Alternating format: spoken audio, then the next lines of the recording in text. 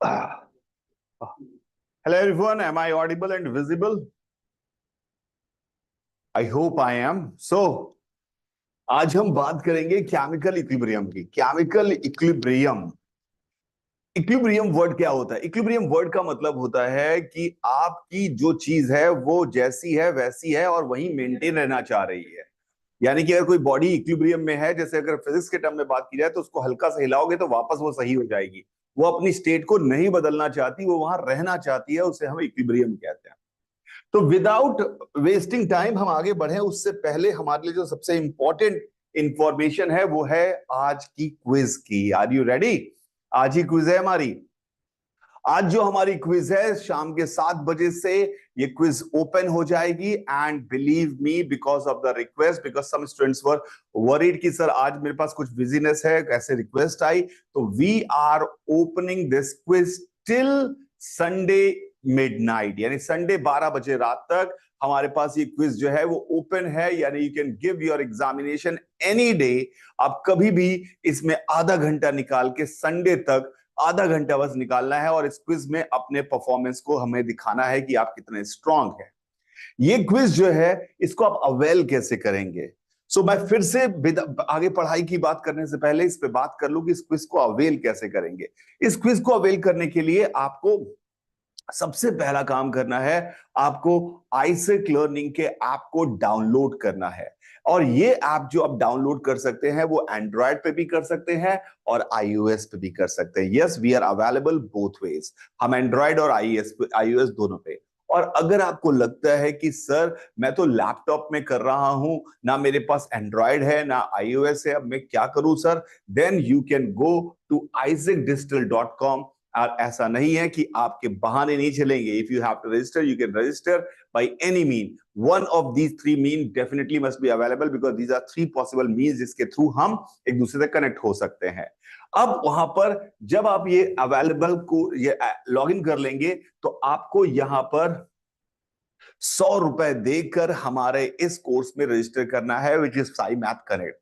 100 रुपए हम जो ये ले रहे हैं, it is not the fee for anything, it is just to ensure that कि आप जितने भी लोग टेस्ट दे रहे हैं वो सिंसियरिटी के साथ इस टेस्ट को देना चाह रहे हैं। Just for sake of giving this test, they are not giving this test, they are very much sincere about it.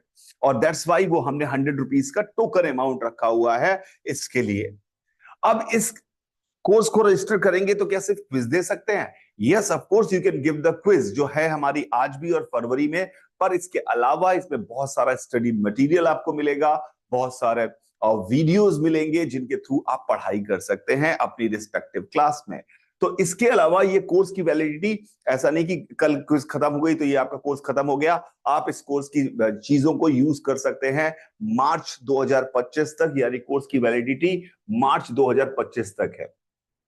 Let's come back to the quiz. Quiz के बारे में बात करें तो क्विज जो है वो मल्टीपल चॉइस ऑप्शंस रहेंगे, बट सिंगल करेक्ट ऑप्शन रहेंगे। आपकी क्विज है और इस क्विज में आपके 60 सवाल आएंगे।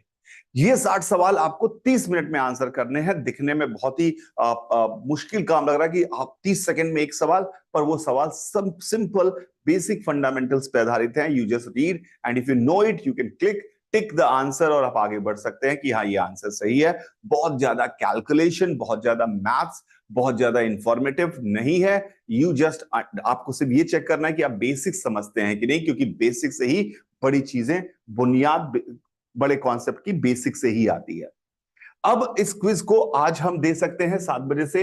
अच्छा, आज इसका जो लिंक है, लिंक जो है वो डिस्क्रिप्शन में भी होगा और साथ साथ कमेंट में भी होगा। तो उस लिंक पे आप क्लिक करके आप इस क्विज के लिए रजिस्टर कर सकते हैं। लिंक अवेलेबल कराया गया है। और ये क्विज दोबारा भी होगी 21 फरवरी 2025 को, यानी कि आज से लगभग 2.5 महीने 3 महीने बाद ये क्विज दोबारा आपके सामने आएगी, जिसको आप री अटेम्प्ट कर सकते हैं। अच्छा, एक और बात, अभी आपने जब ये क्विज देने वाले हैं, इसमें एक रूल है, आप अपनी मर्जी से आधे घंटे निकालिए और क्विज दीजिए। अगर आपको लगता है कि क्विज देके मैं बाद में करूंगा तो नहीं चलेगा। आपको उस आधे घंटे में, जब भी आप क्विज ओपन करेंगे, आपको आधे घंटे में उस क्विज को कंप्लीट करना ही पड़ेगा। That is for sure. And please don't cheat. I believe in you, obviously you are not going to cheat for this. अब जब आप ये क्विज दे देंगे तो उस क्विज को देने के बाद हम आपको कैसे कहें कि आपने बहुत अच्छा परफॉर्म किया है, कैसे हम बताएं, कैसे हम आपको इनकरेज करें। तो हमने इसके लिए प्राइजेस रखे हैं जो कि हमें लगता है कि आपको डेफिनेटली एक प्राइसेस में जो अमाउंट है, पैसे हैं, वो तो चलो जो हैं वो हैं, पर उसके अलावा आप में ये कॉन्फिडेंस आएगा कि आप चीजें कर सकते हैं। इस क्विज का जो फर्स्ट 3 प्राइजेस की बात की जाए तो उसमें हम स्कॉलरशिप तो देंगे ही आईसेक्ट में, इसके अलावा जो फर्स्ट प्राइज है वो 20,000 रुपीज का अमेजॉन का कैश अब वाउचर मिलेगा। You can buy anything from that voucher, no conditions applied, this is a free money, this is a cash money you have with you. Second prize is 10,000, third prize is 5,000. Both quizzes 1 और 2 दोनों के लिए ये prices मिलेंगे, यानी कि एक ही में बांट देंगे, उसके अलग मिलेंगे, इसके अलग मिलेंगे। साथ ही साथ उसके अलावा भी जो बच्चों ने अच्छा परफॉर्म किया है उसको हम मल्टीपल तरह के गिफ्ट्स जैसे कि बुक्स, स्टडी मटेरियल, कोर्स में स्कॉलरशिप, ये सारी चीजें हम अवेलेबल तो कराएंगे ही कराएंगे। तो ये है पूरी की पूरी बात। अब हम बात करेंगे जिसके लिए आज हम यहाँ इकट्ठे हुए हैं, केमिकल इक्विलिब्रियम की।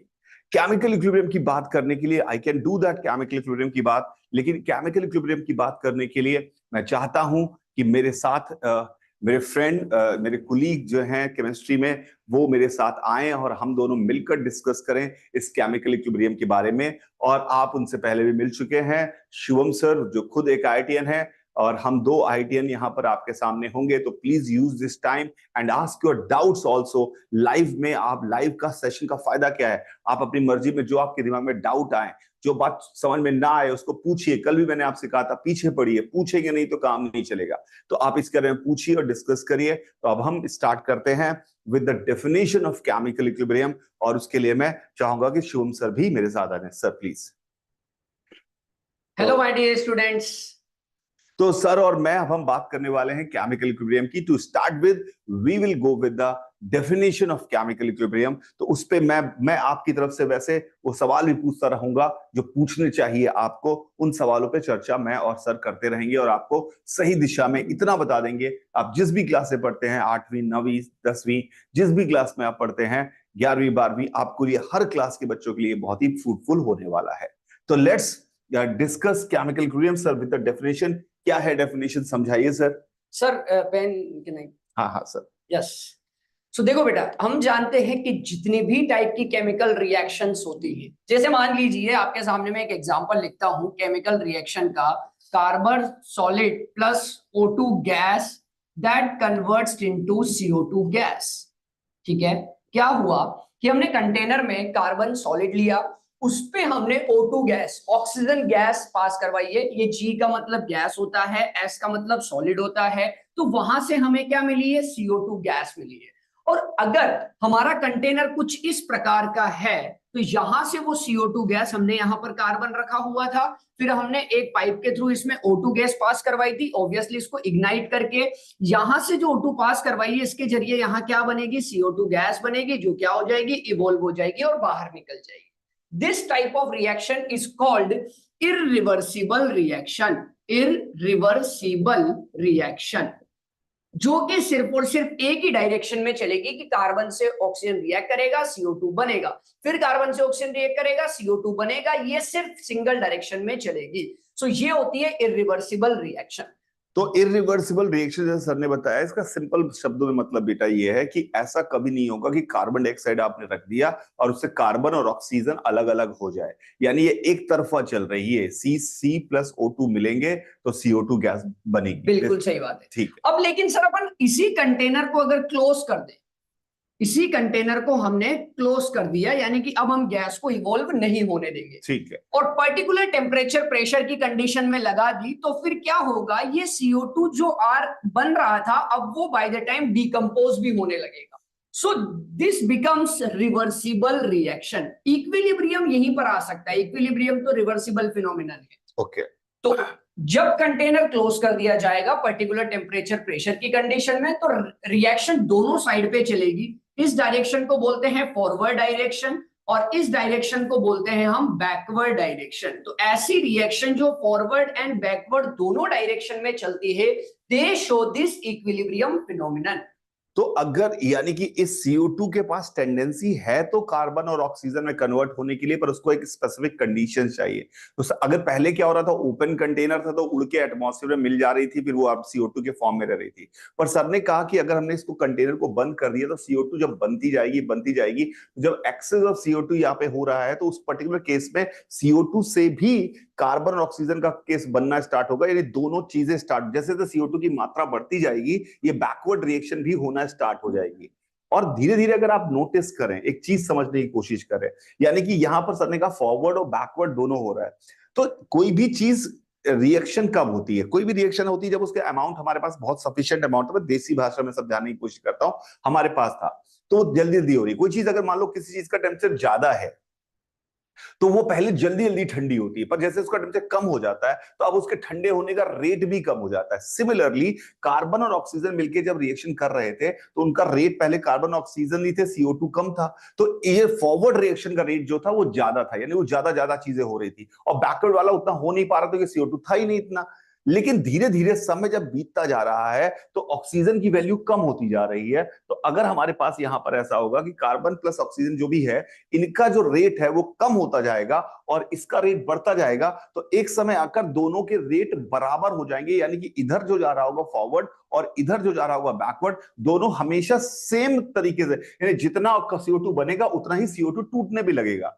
तो एक समय ऐसा जरूर आएगा, ऐसी जिस भी रिएक्शंस में फॉरवर्ड और बैकवर्ड दोनों ही पॉसिबल होती है, उसमें एक समय ऐसा जरूर आता है जब दोनों की तरफ की रिएक्शंस बराबर ताकत की हो जाएंगी, बराबर रेट से होने लगेंगी, और उस समय हम कहते हैं शायद इक्विलिब्रियम। बिल्कुल सही बात है। जैसे एक सेकंड में 1 मोल CO2 बना, तो अगले ही उसी 1 सेकंड में 1 मोल CO2 डिकम्पोज भी होगा। इसको डिकम्पोज कहेंगे क्योंकि ये बैकवर्ड डायरेक्शन में टूट रहा है, CO2 टूट रहा है तो ये डिकम्पोजिशन है, और फॉरवर्ड डायरेक्शन में CO2 बन रहा है तो इसको हम फॉर्मेशन कहेंगे। तो अगर मान लीजिए 1 मोल 1 सेकंड में CO2 बनता है तो उसी 1 सेकंड में CO2 का 1 मोल डिकम्पोज भी होता है। सो उसी को हम लोग रेट कहते हैं। रेट का मतलब क्या होता है? Change per unit time. तो चेंज यहां हम किस में लेते हैं? मोल में, पर यूनिट टाइम, और टाइम को हम लोग कहते हैं सेकंड में। यहां अपन कंसंट्रेशन लेते हैं मोल पर लीटर पर सेकंड, मतलब 1 लीटर में 1 मोलर, मोल पर लीटर को मोलर बोला जाता है।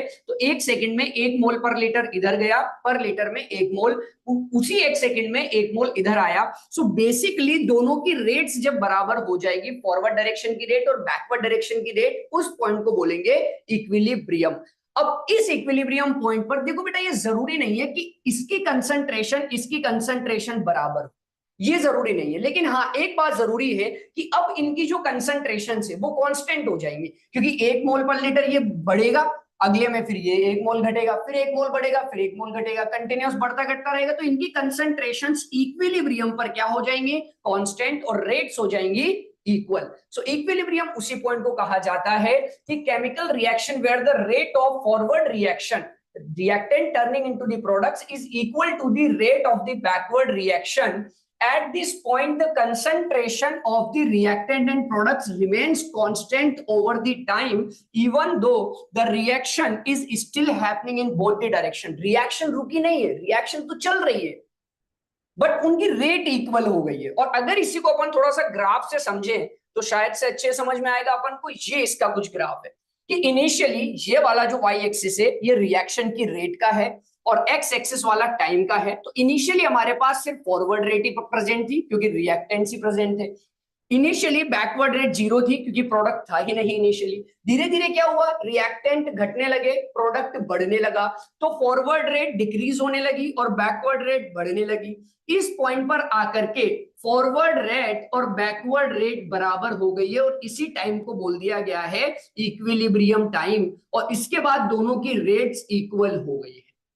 दोनों की रेट्स इक्वल हो गई है, मतलब ये हुआ कि दोनों की जो कंसंट्रेशंस है वो क्या हो गई है? कांस्टेंट हो गई है। देख सकते हैं आप लोग, ना इंक्रीज हो रही है ना डिक्रीज हो रही है। सो ये रिएक्टेंट की इनिशियल कंसंट्रेशन थी जो बहुत ज्यादा थी, प्रोडक्ट की इनिशियली 0 थी, फिर ये घटी। इस पॉइंट से कोई मतलब नहीं है कि इस पॉइंट से क्या मतलब है सर? कोई मतलब नहीं है। जब दोनों की कंसंट्रेशन बराबर हो गई, इसको कुछ नहीं कहा जाएगा।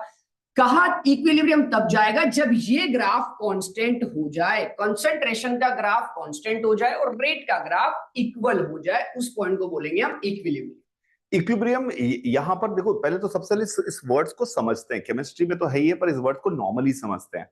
इक्विलिब्रियम का क्या मतलब होता है? जैसे कि मान लो आपने कोई हीटर ऑन किया। जब आप हीटर ऑन करते हैं तो उसमें करंट फ्लो करती है, वो उसमें गर्मी पैदा करती है, जिससे उसका टेम्परेचर बढ़ना स्टार्ट होता है। अब उसका टेम्परेचर बढ़ना स्टार्ट होता है और सराउंडिंग का टेम्परेचर कम है, तो वहां से लूज होना भी स्टार्ट होता है। तो हीटर जब ऑन होता है, हीटर जब ऑन हो रहा होता है, तो आपके पास इलेक्ट्रिक एनर्जी से उसको गर्मी मिलती है, हीट मिलती है। इलेक्ट्रिक एनर्जी से उसको हीट मिलती रहती है, जिससे उसका टेम्परेचर बढ़ रहा होता है। और जैसे जैसे बढ़ता है इसका टेम्परेचर, ये लॉस करता है सराउंडिंग को, लॉस टू द सराउंडिंग भी होने लगता है, लॉस टू द सराउंडिंग होने लगता है। इनिशियली एनर्जी ज्यादा मिल रही थी, सराउंडिंग में लॉस कम हो रहा था, तो इसका टेम्परेचर बढ़ रहा था। पर थोड़े समय बाद इसका टेम्परेचर कांस्टेंट हो जाता है। क्यों कांस्टेंट हो जाता है? क्योंकि जितनी एनर्जी यहां से मिल रही होती है उतनी ही सराउंडिंग में लॉस होती है। तो हम कहते हैं कि ये एक स्टेडी स्टेट या इक्विलिब्रियम में आ गया है। इक्विलिब्रियम में आ गया, टेम्परेचर बढ़ना अब उसका बंद हो गया है। सिर्फ हर जगह ये फंडा काम करता है, हर जगह ये फंडा काम करता है। इस बात को हमें समझना पड़ेगा। इक्विलिब्रियम का मतलब है दो चीजें हो रही थी। एक हो रही थी धीरे, एक पहले एक तरफ से एक चीज आ रही है और उल्टी भी आ रही है। पहले ये वाला रेट ज्यादा था, ये वाला रेट कम था। ये वाला रेट पहले इधर से आ रही है, इधर से जा रही है। मान लो ऐसा हो रहा है, हीट की बात करें तो इधर से आ रही, इधर से ज्यादा हीट आ रही थी, इधर से कम जा रही थी, टेम्परेचर बढ़ रहा था। इधर से अब जैसे जैसे हीट इसकी कम आ रही है, जितनी आ रही उतनी ही निकलने लगी, तो टेम्परेचर मेंटेन हो गया। सिमिलरली केमिकल रिएक्शंस में भी अगर ए और बी मिलकर सी बनाते हैं, ए और बी मिलकर सी बनाते हैं, तो यहां पर अगर सी की भी टेंडेंसी है ए और बी बनाने की, यानी कि बैकवर्ड भी जा सकती है, सी रखें तो ए और बी बन जाए, तो ऐसी स्थिति में जब आप ए और बी से स्टार्ट करते हो तो पहले तो ये फॉरवर्ड रिएक्शन होती रहती है, थोड़े समय बाद बैकवर्ड भी स्टार्ट हो जाती है, और फॉरवर्ड का रेट कम होता जाता है जैसे सर ने बताया, और बैकवर्ड का रेट बढ़ता जाता है। जिस समय दोनों के रेट बराबर हो जाते हैं, तो यानी अब ए और बी जितनी रेट से टूट रहे हैं उतनी रेट से बन भी रहे हैं, तो उनके कंसंट्रेशन फिक्स्ड हो जाते हैं। कंसंट्रेशन बराबर नहीं हो जाते, कंसंट्रेशन फिक्स्ड हो जाते हैं। ये इसका है, ये इसका है, कंसंट्रेशन फिक्स्ड, रेट बराबर हो जाते हैं। तो क्या आपको क्या टेक अवे पॉइंट क्या है कि केमिकल इक्विलिब्रियम में फॉरवर्ड रिएक्शन का रेट और बैकवर्ड रिएक्शन का रेट बराबर होता है। पहला पॉइंट कि जितने रेट से, रेट का क्या मतलब होता है? पर सेकंड कितना खर्च हो रहा है, पर सेकंड जितना रिएक्टेंट खर्च हो रहा है, पर सेकंड उतना ही रिएक्टेंट बनेगा। तो इसका मतलब है रिएक्टेंट का अमाउंट बदलना और प्रोडक्ट का अमाउंट बदलना बंद हो जाता है। तो रिएक्टेंट और प्रोडक्ट की कंसंट्रेशन कांस्टेंट हो जाते हैं, इनका बराबर होना जरूरी नहीं है। इसलिए सर ने कहा ये पॉइंट इतना इंपॉर्टेंट नहीं है, बीच में आ गया होगा बराबर हो गए, it is just a coincidental point कि बराबर हो गए हैं। बराबर हो या ना हो उससे फर्क नहीं पड़ता, इंपॉर्टेंट चीज ये है कि रेट बराबर होने चाहिए और कंसंट्रेशन कांस्टेंट होनी चाहिए। इतनी बात आप याद रखेंगे तो आपको बहुत फायदा मिलेगा आगे बड़ी कक्षाओं में भी, कि आपको केमिकल इक्विलिब्रियम की परिभाषा सबसे पहली है कि कभी भी कोई रिएक्शन अगर फॉरवर्ड और बैकवर्ड जा सकती है, इसे रिवर्सिबल रिएक्शन कहते हैं। रिवर्सिबल रिएक्शन में एक समय ऐसा जरूर आता है जब फॉरवर्ड रेट और बैकवर्ड रेट बराबर होते हैं, उसे केमिकल इक्विलिब्रियम कहते हैं। Sir please. ठीक है, चलिए आगे बढ़ते हैं। सो केमिकल इक्विलिब्रियम में हम लोग एक कांस्टेंट यूज करते हैं जिसको हम कहते हैं इक्विलिब्रियम कांस्टेंट। प्यारे बच्चों, ये बहुत ज्यादा इंपॉर्टेंट है। जब आप 2 चैप्टर, इनफैक्ट 3, 4, 5 चैप्टर पूरी फिजिकल केमिस्ट्री में ये जो के है जिसको हम इक्विलिब्रियम कांस्टेंट कहते हैं, ये आगे जाके आपको आना बहुत ज्यादा जरूरी है, क्योंकि इसके बगैर आगे की दुनिया हिल नहीं पाएगी। चाहे वो थर्मोडाइनेमिक्स हो, काइनेटिक्स हो, केमिकल इलेक्ट्रोकेमिस्ट्री हो, आयनिक इक्विलिब्रियम हो, सब में इसकी जरूरत पड़ेगी। तो इसको कैलकुलेट कैसे करते हैं? ठीक है, यहाँ हम डेरिवेशन नहीं देख रहे हैं, डेरिवेशन हम आगे चलकर देखेंगे। सर एक मैं सवाल बच्चों के कुछ है, मैं पूछ लेता हूँ। हाँ, वीर पूछ रहा है कि अगर वो जो CO2 वाला केस था, उसमें डब्बा खुला हुआ था, तो क्या कभी ऐसा होगा कि डब्बा खुला हुआ है तो CO2 उल्टी बनने लगे? ऐसे नहीं सर, गैस का तो नेचर होता है ना इवोल्व होने का। हाँ, तो गैस तो निकल रिलीज हो जाएगी, तो फिर तो वो वापस नहीं आती। तो CO2 को C और O2 में कन्वर्ट होने के लिए क्या चाहिए? हमें सुटेबल कंडीशन चाहिए, प्रेशर और टेम्परेचर की। आज एक प्रेशर और प्रेशर और टेम्परेचर की सुटेबल। तो अगर वही सेम प्रेशर टेम्परेचर मान लो ऐसा हो जाए, मैं ऐसे पूछ रहा हूँ कि सेम प्रेशर टेम्परेचर अगर हमारे एटमॉस्फेयर को मिल जाए किसी, तब पॉसिबल है, तब तो वो क्लोज कंटेनर टाइप की सिनेरियो। और वो पूछ रही है कि सक्षम पूछ रहा है, एक्चुअली उसने अपना नाम बदला हुआ है, कि केमिकल काइनेटिक्स और केमिकल इक्विलिब्रियम एक ही बात है नहीं, क्या? केमिकल इक्विलिब्रियम में तो हम रिवर्सिबल रिएक्शंस जो इक्विलिब्रियम एस्टेब्लिश कर रही है उनको कौन कौन से फैक्टर अफेक्ट करते हैं उस इक्विलिब्रियम फिनोमिनन को, कि आ रहा है जा रहा है उसको कौन कौन से फैक्टर्स अफेक्ट करते हैं, हम ये पढ़ते हैं। काइनेटिक्स में हम क्या पढ़ते हैं कि कौन सी रिएक्शन कितनी देर में कितनी खत्म हो रही है, यानी कि कोई रिएक्शन स्टार्ट हुई तो 30 सेकंड में कितनी रह जाएगी, 50 सेकंड में कितनी रह जाएगी, उसमें हम उसकी रेट को कैलकुलेट करते हैं यूजिंग डिफरेंट डिफरेंट टाइम पर। और यहां पर हम जो इक्विलिब्रियम स्टेब्लिश हुआ है उसमें जो भी फैक्टर्स हम चेंज करेंगे उसको हम डिस्कस करते हैं कि वो फैक्टर्स को कैसे देखा जाए। तो काइनेटिक्स में एक्चुअली किसी भी एक तरफ जाने वाली जो भी रिएक्शन है, चाहे वो फॉरवर्ड जा रही हो चाहे बैकवर्ड जा रही हो, उसका रेट के बारे में पता करने की कोशिश करते हैं। सिर्फ वी आर इंटरेस्टेड किस रेट से हो रही, पर सेकंड कितना हो रहा है।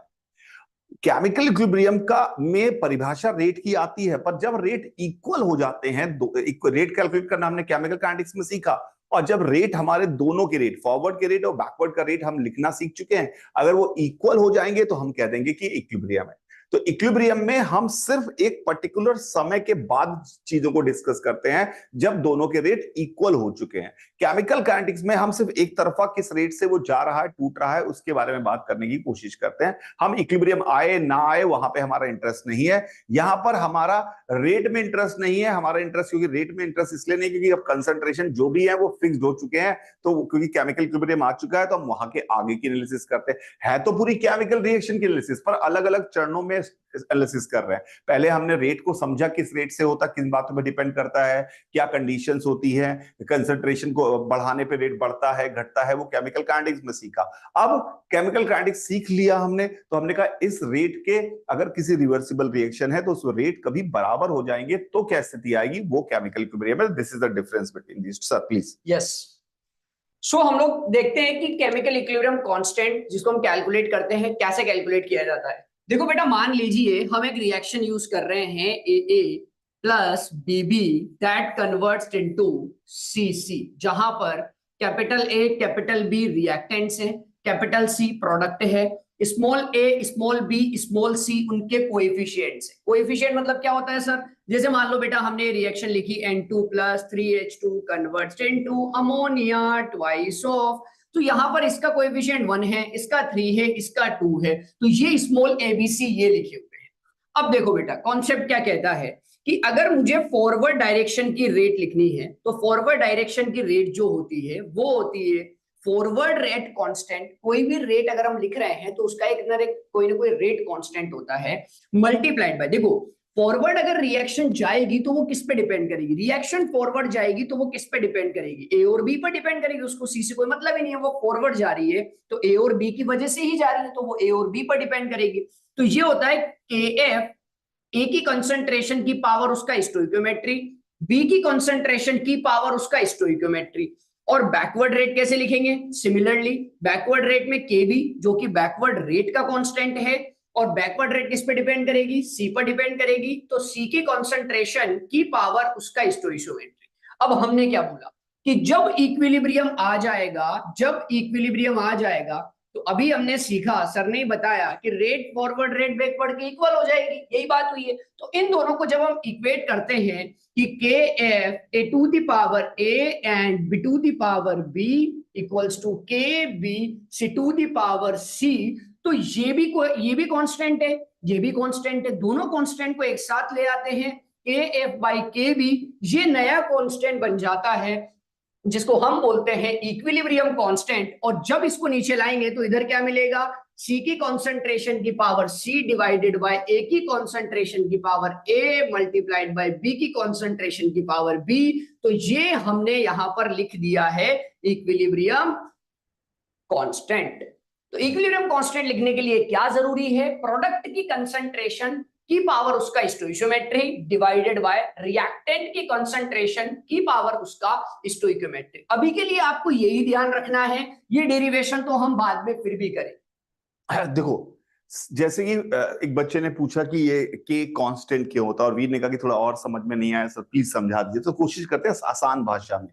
तो देखो सबसे पहले ये जो एक बात समझ में आनी चाहिए, हमने ये नोटिस किया केमिकल काइनेटिक्स में, नोटिस किया कि ये रिएक्शन जो इस तरफ हो रही है वो इनके जो हमारे रिएक्टेंट्स हैं उनके कंसंट्रेशन के अमाउंट पे डिपेंड करती है। और वो हमने वहां पर एक्सपेरिमेंटली चेक किया कि वो कंसंट्रेशन और उसके स्टोइचियोमेट्री की पावर में डालें तो उसके प्रोपोर्शनल हो जाती है। तो एक कांस्टेंट लगा के हमने ये एक लॉ बनाया, इसे रेट लॉ कहते हैं। तो रेट लॉ हमारे पास ये आ गया। सिमिलरली ये भी, इसका भी रेट लॉ आ गया हमारे पास, रेट, दोनों की रेट की इक्वेशन आ गई।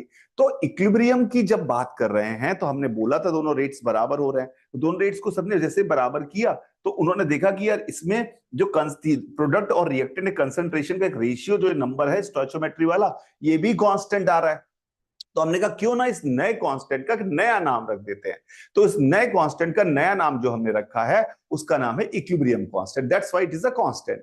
दूसरी बात, एक बात सिंपल सी है बेटा, कि सिंपल बात आप ये समझो कि जो जितना ज्यादा कंसंट्रेशन होगा चीजों का उतना ज्यादा तेज होती है रिएक्शन। काइनेटिक्स के पॉइंट ऑफ व्यू से ऐसे समझो। और अगर कभी रिएक्शन में 12+3 भी लिखा हुआ है तो वो जो ए है, ए को अगर दुगना करते हैं कंसंट्रेशन तो रेट ऑफ रिएक्शन 4 गुना हो जाता है। ए को 3 गुना करते हैं तो रेट ऑफ रिएक्शन 9 गुना हो जाता है। तो हमने कहा अच्छा, इसका मतलब है जो बगल में नंबर लिखा है उसकी पावर में चढ़ा दें, इतने गुना हो जाता है। मैंने कहा हाँ। तो सर ने इसलिए बोला कि ए की कंसंट्रेशन के स्क्वायर के प्रोपोर्शनल है और बी के कंसंट्रेशन के क्यूब के प्रोपोर्शनल है। तो ये हमारे पास सम कांस्टेंट, ये हमारे पास रेट ऑफ रिएक्शन हो गई अगर ये रेट ऑफ रिएक्शन की बात की जाए। तो this is what we have studied through various examples. बहुत सारे एक्सपेरिमेंट करने के बाद हमने ये बात नोटिस की और हमने इसको रेट लॉ की तरह बनाया। और रेट लॉ जब बराबर हो गए रेट दोनों, तो उसको हमने केमिकल इक्विलिब्रियम कर दिया। तुमने एक बात और पूछी बेटा कि एटीएम, एटीएम क्या होता है? एटीएम का मतलब होता है एटमॉस्फेरिक प्रेशर। हमारा जब कभी लिखा रहता है कि 30 एटीएम, 50 एटीएम, 20 एटीएम, उसका मतलब होता है इतने एटमॉस्फेरिक प्रेशर। हम हमेशा हमारे आसपास जो प्रेशर सबसे आसानी से दिखता है वो हमारा हवा जो एटमॉस्फेयर है, जो प्रेशर हम पे लगा रहा है, उसकी वैल्यू एसआई यूनिट में अगर बात की जाए, प्रेशर क्या होता है? Force upon area. तो उसकी वैल्यू लगभग 10⁵ न्यूटन पर मीटर स्क्वायर होती है। न्यूटन फोर्स है, मीटर स्क्वायर एरिया, इतना फोर्स यानी एटमॉस्फेयर का प्रेशर हम पे कितना लग रहा है? 10⁵ न्यूटन पर मीटर स्क्वायर। इसका मतलब है कि लगभग 1 मीटर स्क्वायर का एरिया ले लो तो उसमें आपका 10,000 किलो का आदमी, 10,000 किलो का सामान रखा हुआ है। 1 मीटर स्क्वायर इतना फोर्स लगाता है एटमॉस्फेयर, इतना फोर्स लगाता है। हम उससे जिंदा इसलिए क्योंकि हमें वो आदत है बचपन से, हमारा शरीर ऐसे बना हुआ है, इसलिए हमें कोई फर्क नहीं पड़ता। पर हल्का सा बदलाव कर दो तो हमारी मौत आ जाएगी, कम कर दो, ज्यादा कर दो, तब भी हमें दिक्कत हो जाएगी। तो ये बात बहुत इंपॉर्टेंट है। इसीलिए हमने वहां पे एटीएम में जनरली हम प्रेशर्स देते हैं। सर प्लीज कंटिन्यू, आगे करिए। यस, सो इस तरीके से हमने इक्विलिब्रियम कांस्टेंट कैलकुलेट किया, जिसकी कुछ थ्योरी पार्ट यहाँ भी लिखा हुआ है कि ये रिएक्शन है, रिएक्शन का इक्विलिब्रियम कांस्टेंट कैसे निकालेंगे। देखो बेटा, यहाँ भी वही है कि प्रोडक्ट की कंसंट्रेशन, उसकी पावर अपनी स्टोइकियोमेट्री, फिर से प्रोडक्ट स्टोइकियोमेट्री, फिर रिएक्टेंट अपोन में आ जाएगा और फिर उसका स्टोइकियोमेट्री। और इस तरीके से हम को कैलकुलेट करते हैं, जहां पर कैपिटल ABCD जो है ये दोनों तो रिएक्टेंट है, ये दोनों प्रोडक्ट हैं, और स्मॉल ABCD स्टोइकियोमेट्रिक कोएफिशिएंट जो नंबर लगाया जाता है रिएक्शन को, एटम को बैलेंस करने के लिए।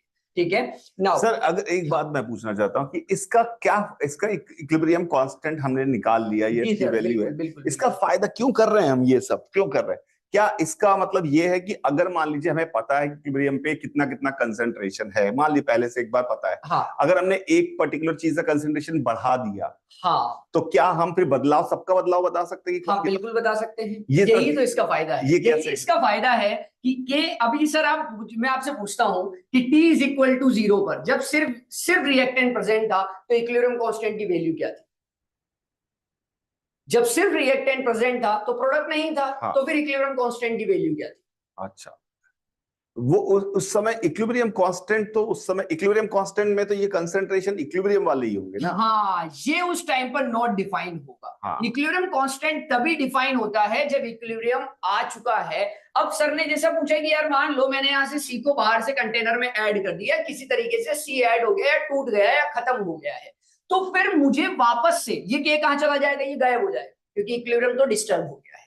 इक्विलिब्रियम डिस्टर्ब होते ही के हो गया है गायब। के वापस कब आएगा? जब वापस नया इक्विलिब्रियम सेटअप होगा। अब जब नया इक्विलिब्रियम सेटअप होगा तो के की वैल्यू तो वही रहेगी जो पहले थी, लेकिन अब ए और बी और सी और डी बदल जाएंगे, और वो बदलने हम बता सकते हैं कि वो कितने बदले हैं। पहले इतने थे, अब ये चीज हो गई, तो इसकी वजह से अब वापस से जब नया इक्विलिब्रियम एस्टेब्लिश हुआ तो यूजिंग दिस कांस्टेंट के हम वापस से इनकी नई वैल्यूज बता सकते हैं, और यही हमारे एक्सपेरिमेंट्स में काम में आता है। तो एक काम करते हैं सर, एक मैथमेटिकल एग्जांपल लेते हैं, जैसे कि नाइट्रोजन और हाइड्रोजन मिलाकर अमोनिया बनता है, ये रिवर्सिबल है?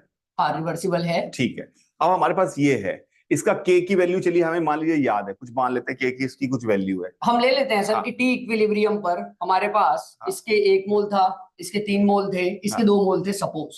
हाँ, तो के की वैल्यू हम निकाल लेते हैं कि के इक्विलिब्रियम हो गया, 1 लीटर कंटेनर में सब काम हो रहा है, 2 का स्क्वायर डिवाइडेड बाय 3 का क्यूब मल्टीप्लाइड बाय 1, तो ये हो गया 4/27। ये आपने एक बार एक्सपेरिमेंट किया और इक्विलिब्रियम पे आपने वैल्यूज निकाली और आपने के निकाल लिया, ये आ गया के। बिल्कुल आ गया। अब मैं मानो, अब मैं ये आपको दे दिया गया, एक इंफॉर्मेशन दे दी गई कि इक्विलिब्रियम पे ये था, इक्विलिब्रियम पे ये 1 3 2 था फॉर एग्जांपल, और आपने बता दिया इक्विलिब्रियम कांस्टेंट इतना है। अब मैंने कहा कि मान लो N2 + 3H2 और ये अमोनिया बन रहा है, ये 2NH3 बन रहा है। बिल्कुल। मैंने स्टार्टिंग में T = 0 पे इसके 10 मोल ले लिए, ठीक है, इसके 1 मोल, इसका 5 मोल ले लिया फॉर एग्जांपल, ठीक है, और इसका 0 मोल लिया, ठीक है, ठीक है।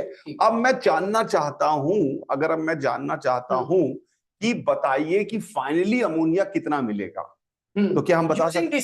बिल्कुल बता सकते हैं, कैसे? बिल्कुल बता सकते हैं। देखो, सर ने पूछा कि फाइनली ये के फिक्स है, कि हमें के सवाल में दे दिया या हमने कहीं से कैलकुलेट कर लिया किसी तरीके से। अब सर पूछ रहे हैं कि अब मुझे अमोनिया का अमाउंट बताइए इक्विलिब्रियम। तो हम क्या करेंगे? देखो, इनिशियली ये 0 है, इसका मतलब एक बात तो फिक्स हो गई है कि रिएक्शन दोनों डायरेक्शन में चलती है, पर अभी इक्विलिब्रियम सेटअप नहीं हुआ है, अभी तो सेटअप नहीं हुआ है, तो अभी किस डायरेक्शन में जाएगी? भाई इनिशियली अमोनिया है ही नहीं, तो बैकवर्ड आने का तो कोई चांस ही नहीं बनता है। किधर जाएगी? फॉरवर्ड की साइड पे जाएगी। इसका मतलब हमारे पास एक की पॉइंट आ गया है कि हमें रिएक्शन को फॉरवर्ड ले जाना है। सिंपल। अब हम यहाँ पर यूज करेंगे मोल मोल की कैलकुलेशन। मोल मोल कैलकुलेशन क्या कहती है? देखो, मुझे नहीं पता कितना N2 इधर जाएगा, कितना अमोनिया बनेगा, हमें कुछ नहीं पता है। हमें एक बात पता है कि हम एक काम करते हैं, T = इक्विलिब्रियम पर हम क्या देते हैं कि इस 10 में से कुछ x चला गया, इस 10 में से कुछ x चला गया होगा, हमें नहीं पता कितना गया है, ठीक है। अगर ये 1 है तो ये 3 है, मतलब 1 मोल से 3 मोल रिएक्ट करता है, 1 मोल से 3 मोल रिएक्ट करता है, तो x मोल से ये 3x रिएक्ट करेगा, तो ये कितना बचेगा? 5 - 3x बचेगा, ठीक है, सही है बात। ये 1 मोल से 2 मोल बनता है, तो x मोल से कितना बनेगा? 2x मोल बनेगा, सही है। अब ये हमारे पास इक्विलिब्रियम पर कॉन्सेंट्रेशंस आ गए। अब वापस इसी को यूज करके 4/27 = 2x का स्क्वायर डिवाइडेड बाय 5 - 3x का क्यूब इनटू 10 - x करके x की वैल्यू फाइंड आउट कर सकते हैं, अगर सॉल्व हो पाई तो। अगर सॉल्व हो पाई, बिल्कुल। तो ये पहले आपको समझना चाहिए कि के लिखते कैसे हैं। अगर आपको इक्विलिब्रियम के कंसंट्रेशंस पता है तो आपको ऊपर लिखना है प्रोडक्ट का कंसंट्रेशन और उसकी स्टोइचियोमेट्री का स्क्वायर। यहां पे इसका कंसंट्रेशन 3 था, 3 का क्यूब लिखा, N2 का 1 था, 1 का पावर 1 लिखा, विच इज 1 ऑफ कोर्स। तो इस तरह से के मिल सकता है, और के फिक्स्ड है। अमाउंट इक्विलिब्रियम पे इनका कुछ भी हो, पर के की वैल्यू फिक्स्ड होती है, के की वैल्यू फिक्स होती है। तो इन्होंने कहा कि अगर तुमने 10 और 5 और 0 से भी स्टार्ट किया है, फाइनली अगर ये बचेगा तो इससे जो के निकलेगा अब इक्विलिब्रियम में, के तो वही रहने वाला है, के कभी नहीं बदलेगा। तो दिस इज द वे हम किसी भी कंटेनर में कुछ भी डालें, अगर हमें एक बार के अगर मान लो इस इक्वेशन का हमें के पता है और किसी ने कहा कि मुझे 5 किलो अमोनिया बनानी है, 5 किलो अमोनिया बनानी है, नाइट्रोजन डाल दिया, हाइड्रोजन डाल दिया, 5 किलो अमोनिया बनानी है, तो हम इसकी वैल्यू को, और पहले N2 और 3H2 डालना था, तो हम ये अंदाजा भी लगा सकते हैं कितना कितना डालें कि 5 किलो अमोनिया फाइनली मिलकर तैयार हो जाए। We can definitely do that कि हमें 5 किलो अमोनिया, क्योंकि बैकवर्ड फॉरवर्ड होगी, फाइनली 5 किलो अमोनिया बननी है, ये बात तो फिक्स हो गई। तो दिस इज द वे, अगर हमें इनके कंसंट्रेशंस बता दिए जाए तो हम ये बता सकते हैं कितनी अमोनिया बनेगी। और अगर फाइनली हमें कितना अमोनिया चाहिए ये पता है, तो इनके क्या होने चाहिए कंसंट्रेशन, वो भी हम कैलकुलेट कर सकते हैं। तो दिस आर वेरी बेनिफिशियल। हमें रिएक्शन खत्म वेट नहीं करना है। मान लो वो आधे घंटे में इक्विलिब्रियम में आ रहा है, मान लेते हैं, तो आधे घंटे हमें वेट नहीं करना चेक करने के लिए अमोनिया कितनी बनी, हम पहले ही घर बैठे बैठे कैलकुलेट कर लेते हैं कि इतनी अमोनिया फाइनली बढ़ेगी। अगर हमने 10 मोल नाइट्रोजन और 5 मोल हाइड्रोजन डाला है, तो अल्टीमेटली जो एक्स निकलेगा इतनी अमोनिया, या 2x निकलेगा उतनी अमोनिया बनेगी, ये हमें पहले से ही पता है। तो this gives the power of speculation. तो हमने कहा ये बहुत बढ़िया चीज है कि रिएक्शन कभी हो या ना हो, हमें पहले से ही पता है कि क्या होने वाला है। यही तो साइंस है ना। साइंस का मतलब क्या है कि हम पहले से ही बता पाए कि क्या अल्टीमेटली रिजल्ट आने वाला है। ठीक है सर, आगे बताइए सर। तो अब मुद्दा ये है कि के कैसे बदलेगा। भाई रिएक्शन में सर ने बोला कि हमने अमोनिया बाहर से ऐड कर दिया है, हाइड्रोजन बाहर से ऐड कर दिया, तो रिएक्शन क्या होगा, आगे पीछे होगी वापस से। लेकिन हमने बोला कि के की वैल्यू सेम रहेगी। तो ऐसी कौन सी कंडीशन है जिसमें के बदलेगा। तो के जो होता है वो सिर्फ और सिर्फ फंक्शन ऑफ टेम्परेचर होता है। के सिर्फ और सिर्फ टेम्परेचर पर डिपेंड करता है, प्रेशर पर, वॉल्यूम पर, मोल्स पर, कैटलिस्ट पर और किसी पर डिपेंड नहीं करता है। सिर्फ और सिर्फ फंक्शन ऑफ टेम्परेचर होगा, तो सिर्फ टेम्परेचर पे ही डिपेंड करेगा। अब टेम्परेचर पे कैसे डिपेंड करेगा, तो सर टेम्परेचर बढ़ाने पर रिएक्शन आगे जाएगी, पीछे जाएगी, के बढ़ेगा, के घटेगा। तो हमें समझाओ कि कैसे होगा। देखो बेटा, हम इस चीज को समझते हैं कि मान लीजिए, देखो डिपेंडिंग अपॉन दी एनर्जी के बेसिस पर, एनर्जी के बेसिस पर रिएक्शन दो प्रकार की होती है, दो टाइप की होती है। एक रिएक्शन होती है जिसको हम कहते हैं एंडोथर्मिक, जो कि हीट अब्सॉर्ब करके होती है। एक रिएक्शन होती है जिसको हम कहते हैं एक्सोथर्मिक। मैं आपके सामने दो एग्जांपल ले रहा हूं, कोई मैथमेटिकल बात नहीं कर रहे हैं। पहले हम बात कर रहे हैं melting of ice. Melting of ice जो कि एक कैसा प्रोसेस है, एंडोथर्मिक प्रोसेस है। हम सब जानते हैं ये बात कि एक एंडोथर्मिक प्रोसेस है। एंडोथर्मिक मतलब जैसे आइस को अगर मेल्ट कराना होगा, आइस को मेल्ट कराने के लिए आपको उसको हीट देनी पड़ेगी ना। तो थर्मिक मतलब तो हीट हो गया, एंडो मतलब उसको दी जा रही है, एक्सो मतलब निकल रही है, एग्जिट से एक्सो। एंडो मतलब A plus heat gives B. Yes, हाँ, तो ये एंडोथर्मिक हो गया और मेल्टिंग ऑफ आइस एंडोथर्मिक का एक एग्जांपल हो गया। वहीं पर अगर आपने पढ़ा हो कि चूने का पानी, मैं हिंदी में लिख देता हूं सर, इसको समझ में आती है बच्चों को ना। चूने का पानी, जब बच्चों आपने कभी देखा होगा, बचपन में भी देखा होगा कि जैसे ही हम पानी में, बकेट में चूना डालते हैं, तो वो क्या होता है, पानी को गर्म कर देता है। तो बेसिकली वो एक एक्सोथर्मिक रिएक्शन शो कर रहा है, क्योंकि वहां पर हीट क्या हो रही है, रिलीज हो रही है। ठंडा पानी भी गर्म हो गया है, तो इसका मतलब वहां पर कहीं ना कहीं हीट रिलीज हो रही है। तो ये कुछ ऐसी रिएक्शन दिखा रहा है कि A gives B plus heat, यानी कि ए के साथ चूना पानी में डालने पर वो गल तो रहा है, लेकिन साथ में हमें हीट भी प्रोवाइड कर रहा है। ठीक है। अब आप खुद सोचिए कि मैंने क्या किया, टेम्परेचर बढ़ाया दोनों कंडीशंस। टेम्परेचर बढ़ाने पर ये रिएक्शन मेल्टिंग ऑफ आइस किधर जाएगी, फॉरवर्ड जाएगी या बैकवर्ड जाएगी, फॉरवर्ड। फॉरवर्ड जाएगी। तो ये रिएक्शन जा रही है फॉरवर्ड। फॉरवर्ड जाने का मतलब हमारा के जो था वो के किसके प्रोपोर्शनल है, प्रोडक्ट की कंसंट्रेशन के। फॉरवर्ड जा रही है तो प्रोडक्ट की कंसंट्रेशन बढ़ रही है, तो इसका मतलब यहां पर के की वैल्यू भी क्या होगी, बढ़ेगी। कब, जब हम टेम्परेचर को बढ़ाएंगे। तो एंडोथर्मिक रिएक्शन में टेम्परेचर बढ़ाने पर इक्विलिब्रियम कांस्टेंट की वैल्यू बढ़ती है। वेयरएज यहां पर आप खुद सोचिए, हमने बोला अभी कि हम ठंडा पानी यूज करते हैं तो पानी गर्म हो जाता है उस पे चूना डालने पर। इसका मतलब हम ठंडा पानी यूज क्यों कर रहे हैं, क्योंकि हमें उसका टेम्परेचर क्या रखना है, हमें उसका टेम्परेचर गर्म रखना है, हमें उसका टेम्परेचर कम रखना है।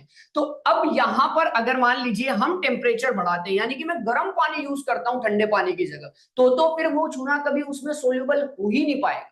इसका मतलब टेम्परेचर बढ़ाने पर ये रिएक्शन तो सोल्यूबल होना ही नहीं चाह रही है। इधर चूना है पानी के साथ और इधर सोल्यूबिलिटी है इसकी, ऐसा मान सकते हैं। तो टेम्परेचर बढ़ाने पर इसका जो के की वैल्यू है वो क्या होगी बेटा, डिक्रीज होगी। जो भी सोल्यूबिलिटीज होती है, चाहे आप कोल्ड ड्रिंक का एग्जांपल ले लो।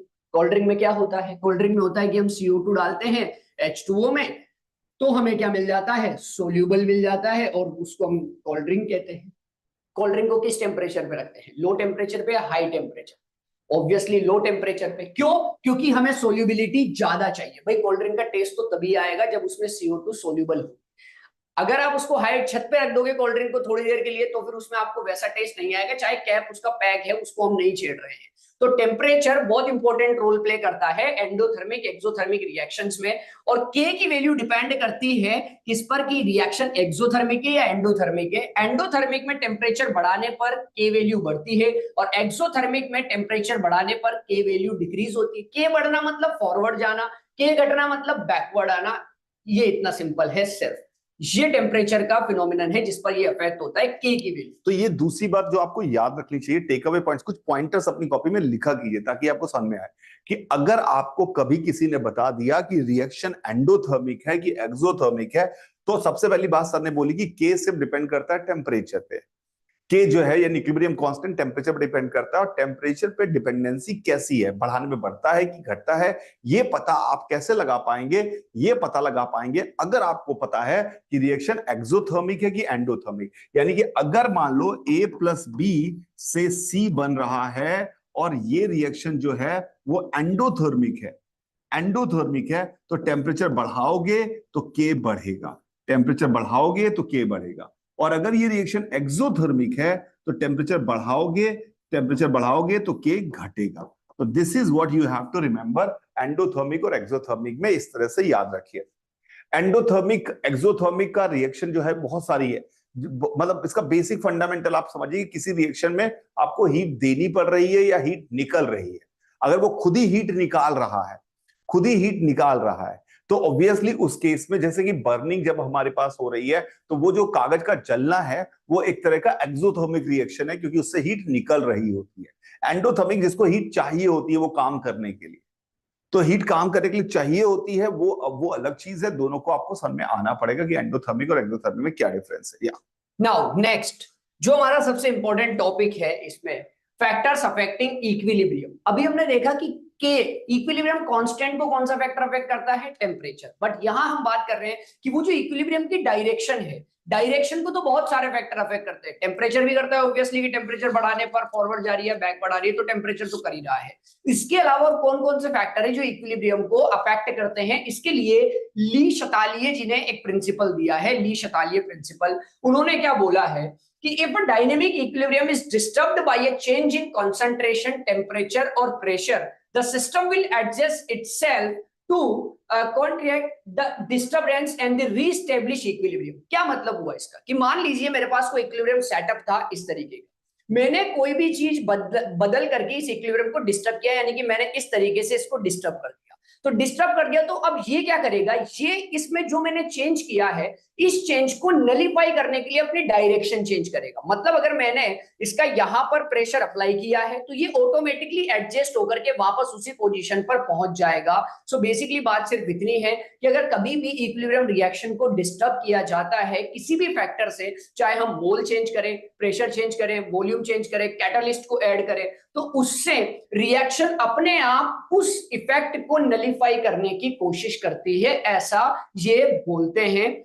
जिसका हमारे पास कुछ एग्जांपल्स भी है, जैसे ह्यूमन बॉडी है, हम कंटिन्यूअसली ब्रीथ करते हैं तो ऑक्सीजन CO2 के बीच में एक बैलेंस बना हुआ है। हम एक चीज करना बंद कर दें कि मैंने अभी थोड़ी देर के लिए सांस लेना बंद कर दिया, तो क्या होगा क्या कि O2 का इनहेल होना बंद हो जाएगा और प्रॉब्लम क्रिएट होगी। अब मेरी बॉडी ऑटोमेटिकली चाहेगी कि नहीं यार इसको वापस से किया जाए, तो वो वापस एक्सहेल इनहेल तेजी से लेने लग जाएंगे हम, ताकि उस चीज को वापस से बैलेंस किया जाए। सो ये बैलेंसिंग अपने आप होती है और ये बहुत ज्यादा जरूरी है। अब वो रिएक्शन ह्यूमन बॉडी में भी हो सकती है, वो रिएक्शन प्लांट्स में भी हो सकती है, वो रिएक्शन नॉर्मल केमिकल्स में भी हो सकती है। तो अब हम ये देखेंगे कि हमने अगर इन चीजों को चेंज किया है, टेम्परेचर का हम देख चुके हैं, कंसंट्रेशन को, प्रेशर को, वॉल्यूम को, या फिर कैटलिस्ट को, तो कैसे रिएक्शन अपनी डायरेक्शन बदलती है, हमको सिर्फ इतनी सी बात को समझना है। ठीक है, चलिए करते हैं। सबसे पहली बात करते हैं कंसंट्रेशन में चेंज किया है हमने को। तो देखो बेटा, मान लो हमने कोई भी रिएक्शन लिखी है कि A plus B that converts into C, equilibrium reaction है। इक्विलिब्रियम आ चुका था, के स्टेब्लिश हो चुका था, सब कुछ सेटअप था, R फॉरवर्ड R बैकवर्ड के बराबर आ चुका था, ऐसा सिनेरियो था ऑलरेडी ही। अब हमने क्या किया, अब हमने बाहर से लाके A के मोल्स बढ़ा दिए।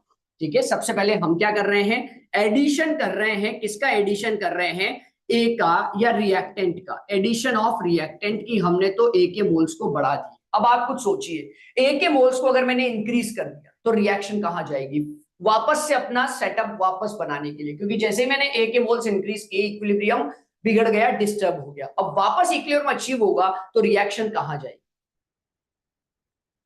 ठीक है, तो जैसा सर ने भी बोला, जैसे जैसे इक्विलिब्रियम में मान लेते हैं इक्विलिब्रियम के समय ये 3 मोल था, ये 4 मोल था और ये 7 मोल था, मान लिया, या 10 मोल था।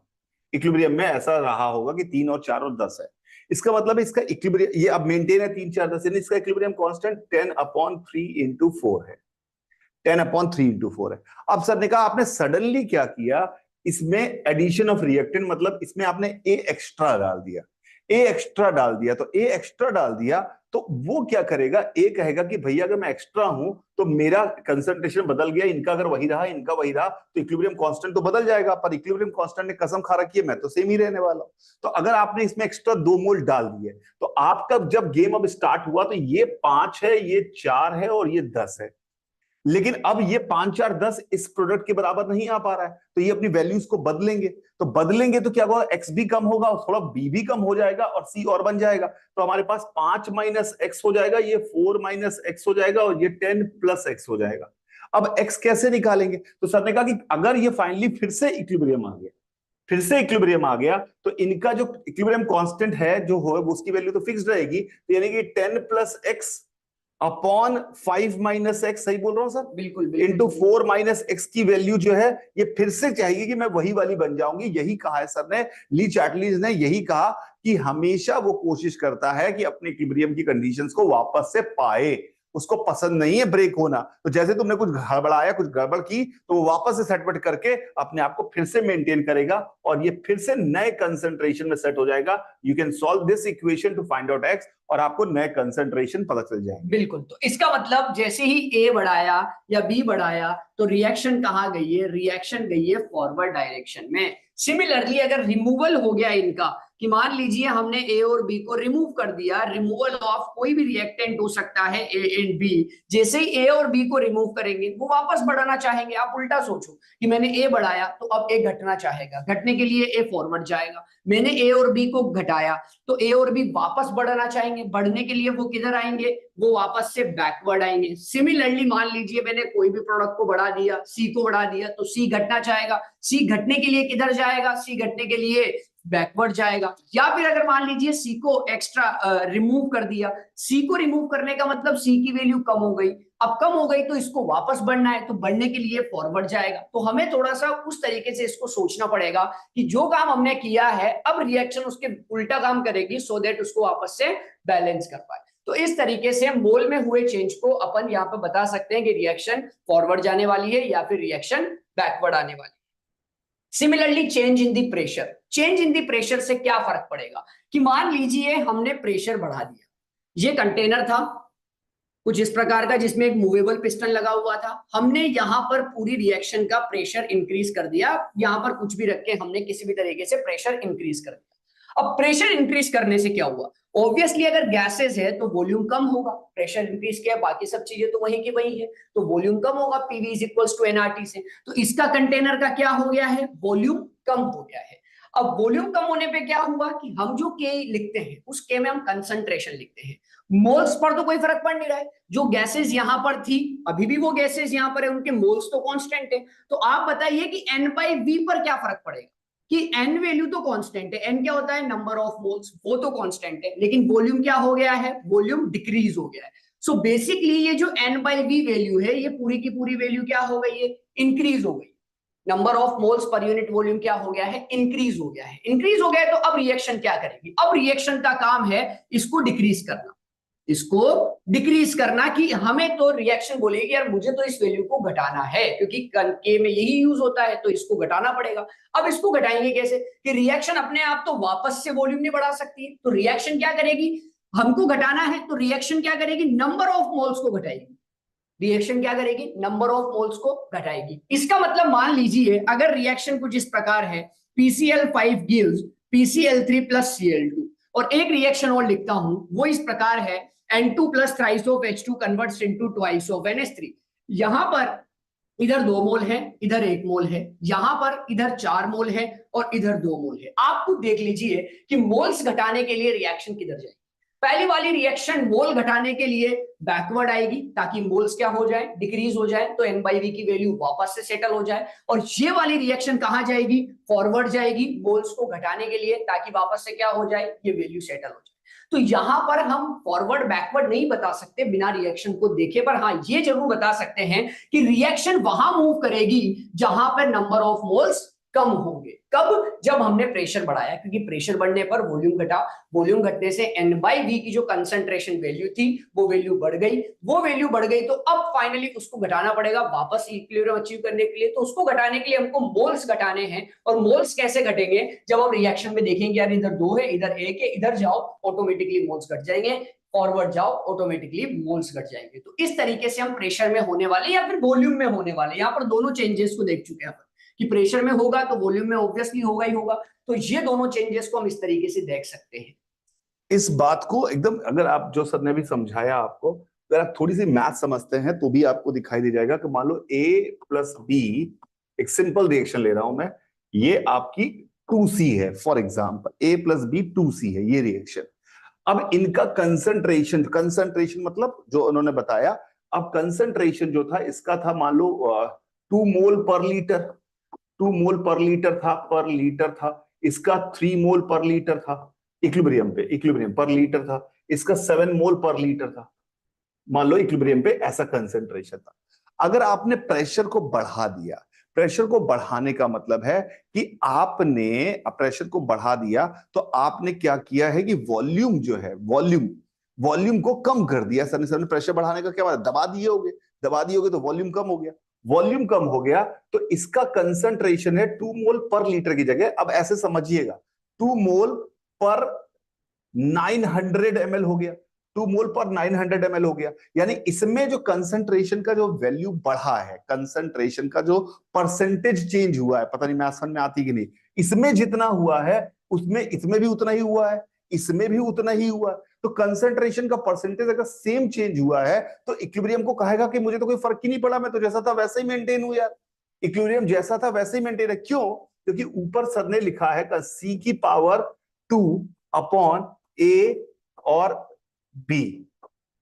अगर आपने परसेंटेज चेंज ऑफ कंसंट्रेशन किया हुआ है, इसमें अगर P परसेंट हो गया है, ये भी P परसेंट हो गया है, ये भी P परसेंट हो गया, सब में सेम परसेंटेज है, तो P का मल्टीप्लाई भी कर दूं तब भी हमारे आंसर पे तो कोई फर्क ही नहीं पड़ रहा है। तो इसलिए मॉलिक्यूल, इसमें ये जो पावर है, ये जो स्टोइचियोमेट्रिक कोएफिशिएंट है, ये इंपॉर्टेंट रोल अदा करते हैं। अगर मान लो ये A प्लस B से 3C बन रहा होता, A प्लस B से 3C बन रहा होता, तो आपने परसेंटेज चेंज में यहाँ P क्यूब आता, यहाँ ये आता, तो ये ओवरऑल P बच जाता। यानी कि अगर इसका परसेंटेज चेंज हुआ है, इसका परसेंटेज चेंज मेन रोल अदा कर रहा है। ये अगर आपने बढ़ा दिया है, ये 3 है, ये बढ़ा दिया तो ये इफेक्ट ज्यादा पैदा करेगा, तो रिएक्शन को बैकवर्ड जाना पड़ेगा। तो सर ने कहा कि ज्यादा दिमाग मत लगाओ, सिंपल सी बात याद रखो, जिधर नंबर ऑफ मोल्स कम है रिएक्शन उधर की तरफ जाती है। पर मैथमेटिकली इससे मेरे को एक फॉर्मूला भी समझ में आ रहा है, या इसमें जो डेल्टा एन है वो एक इंपॉर्टेंट रोल अदा कर रहा है मेरे ख्याल से। डेल्टा एन जो है वो एक इंपॉर्टेंट रोल अदा कर रहा है। इसको इस तरीके से बच्चों को याद करवाते हैं कि इस रिएक्शन का जो डेल्टा एन है वो पॉजिटिव है, इसका डेल्टा एन नेगेटिव है, तो पॉजिटिव वाली रिएक्शन बैकवर्ड आएगी, नेगेटिव वाली फॉरवर्ड जाएगी। और किसी का डेल्टा एन 0 भी होता है, H2 plus I2 converts into twice of H है, इसका डेल्टा एन, अब इसमें इधर भी 2 मोल्स है, इधर भी 2 मोल्स है, रिएक्शन कहीं नहीं जाएगी। मतलब प्रेशर के बदलने से इस रिएक्शन को कोई फर्क नहीं पड़ने वाला है, ना बैकवर्ड जाएगी ना ही फॉरवर्ड आएगी। सिमिलरली वॉल्यूम में भी सेम ही बात होने वाली। ऑलराइट, नाउ थर्ड फैक्टर हम लोग देखते हैं। Third factor that is change in temperature, ये हम ऑलरेडी डिस्कस कर चुके हैं एंडोथर्मिक एक्सोथर्मिक के लिए। Next is the catalyst. Catalyst क्या होता है? कैटलिस्ट एक ऐसा सब्सटेंस होता है जनरली जो रिएक्शन की रेट को इंक्रीज करता है। अब रिएक्शन की रेट कैसे इंक्रीज होती है कि देखो यार, कोई भी रिएक्टेंट को प्रोडक्ट में कन्वर्ट होने के लिए, जब भी कोई भी रिएक्टेंट प्रोडक्ट में कन्वर्ट होता है तो थ्योरी, जो थर्मोडायनेमिक थ्योरी है इनकी, वो ये कहती है कि रिएक्टेंट मॉलिक्यूल के पास 2 चीजें जरूरी है। पहला, इनका प्रॉपर ओरिएंटेशन में होना जरूरी है, ठीक है, वो तो कोई बात नहीं है, प्रॉपर ओरिएंटेशन में होना जरूरी है। दूसरा, इनके पास सफिशिएंट एनर्जी होना जरूरी है। बिना सफिशिएंट एनर्जी के ये प्रोडक्ट में कन्वर्ट नहीं हो सकते। मतलब अगर अपन ग्राफ बनाएं तो कुछ वो इस तरीके का बनता है कि मान लीजिए रिएक्टेंट के पास पहले इतनी एनर्जी थी और उसको सपोज यहां पर प्रोडक्ट में कन्वर्ट होना है, तो ये डायरेक्ट नहीं हो सकता, इसको एक एनर्जी पे जाना पड़ेगा, उस एनर्जी बैरियर को क्रॉस करना पड़ेगा, तभी ये कन्वर्ट हो सकते हैं। यानी कि इस रूम में अगर बहुत सारे मॉलिक्यूल्स हैं, वो अगर रिएक्ट करते हैं तो वो सारे के सारे प्रोडक्ट में कन्वर्ट नहीं हो सकते, सिर्फ वही मॉलिक्यूल कन्वर्ट हो सकते हैं जो एनर्जी बैरियर को क्रॉस करते हैं। सिमिलरली जो हमारे एग्जाम्स में होता है, जैसे आईटी के एग्जाम में सारे बच्चे क्लियर नहीं कर सकते, वही कर सकते हैं जो उसके कट ऑफ मार्क्स को उसको क्लियर कर सकते हैं। सो वो ये एक एनर्जी बैरियर है। इस एनर्जी बैरियर को पहले यहां से यहां तक पहुंचना पड़ेगा, उसके बाद ही ये प्रोडक्ट में कन्वर्ट हो पाएगा। सो बेसिकली बच्चों यहां पर कैटलिस्ट आके क्या करता है कि देखो यार, इतनी एनर्जी तो रिएक्टेंट के पास पहले से थी। कितनी एनर्जी थी? जो भी एनर्जी थी, ये एनर्जी रिएक्टेंट के पास पहले से थी। इसको कितनी एनर्जी और एक्स्ट्रा चाहिए प्रोडक्ट में कन्वर्ट होने के लिए? इतनी एनर्जी एक्स्ट्रा चाहिए। इस एक्स्ट्रा एनर्जी को हम बोलते हैं एक्टिवेशन एनर्जी। इसको हम बोलते हैं एक्टिवेशन एनर्जी। ठीक है, जैसे इसको मैं आपको एक सिंपल एग्जांपल समझाऊं कि मान लीजिए आपके पास 400 रुपए हैं, ठीक है, और आपको ट्रेन का टिकट लेना है। वो ट्रेन का टिकट सपोज 1000 रुपीज का होता है। सो आपको क्या करना पड़ेगा? आपको 600 रुपए किसी से उधार लेने पड़ेंगे, तभी आप ट्रेन का टिकट कर सकते हैं। पर एक दिन मोदी जी आए, मोदी जी ने आकर कहा कि यार ट्रेन का टिकट मैंने 20% सस्ता कर दिया है। 20% सस्ता करने का मतलब मोदी जी ने कैटलिस्ट का काम किया वहां पर। तो 20% सस्ता करने का मतलब अब वो टिकट कितने का हो गया? 800 रुपए का हो गया। तो अब आपको उधार कितने लेने पड़ेंगे? सिर्फ 400 रुपए। पहले आपको लेने पड़ रहे थे 600 रुपए। तो जो कहानी आपके साथ एक साइड के टिकट में है, वो एक दूसरे साइड के टिकट में भी होने वाली है। मतलब ये जो एनर्जी आपको एक्स्ट्रा चाहिए थी प्रोडक्ट में कन्वर्ट होने के लिए, प्रोडक्ट को भी तो चाहिए रिएक्टेंट में कन्वर्ट होने के लिए। प्रोडक्ट के पास तो इतनी एनर्जी थी इनिशियली, उसको भी इतनी एनर्जी चाहिए इधर जाने के लिए। अब कैटलिस्ट ने आके क्या किया? कैटलिस्ट ने आकर ये किया, दोनों की एक्टिवेशन एनर्जी को घटा दिया। अब ये वाली वैल्यू इसके लिए इतनी रह गई और ये वाली वैल्यू इसके लिए इतनी रह गई। ये बेसिकली एक्टिवेशन एनर्जी डिक्रीज हो गई, पर वो दोनों साइड की डिक्रीज हुई है। फॉरवर्ड जाने वाली एक्टिवेशन एनर्जी भी डिक्रीज हुई है, बैकवर्ड आने वाली एक्टिवेशन एनर्जी भी डिक्रीज हुई है। हैंस रिएक्शन की डायरेक्शन पर कोई फर्क नहीं पड़ा है। सो कैटलिस्ट के ऐड होने से इक्विलिब्रियम जल्दी अचीव हो जाएगा। जो पहले 10 सेकंड में हो रहा था वो 8 सेकंड में हो जाएगा, लेकिन डायरेक्शन पर कोई फर्क नहीं पड़ेगा। सो ये थ्योरी है कैटलिस्ट के एडिशन से। तो मोटा मोटा अगर आप देखें तो एक बात याद रखिए कि इक्विलिब्रियम कांस्टेंट जो है वो सिर्फ टेम्परेचर पे डिपेंड करता है। इक्विलिब्रियम शिफ्टिंग होगी वो सिर्फ इस बात पे डिपेंड करता है कि कंसंट्रेशन में क्या बदलाव आया है। कंसंट्रेशन का बदलाव हम प्रेशर के बदलाव से कर सकते हैं गैस में, या फिर वॉल्यूम के बदलाव से कर सकते हैं, या अमाउंट ऑफ सब्सटेंस को ऐड करके या सब्ट्रैक्ट करके कर सकते हैं।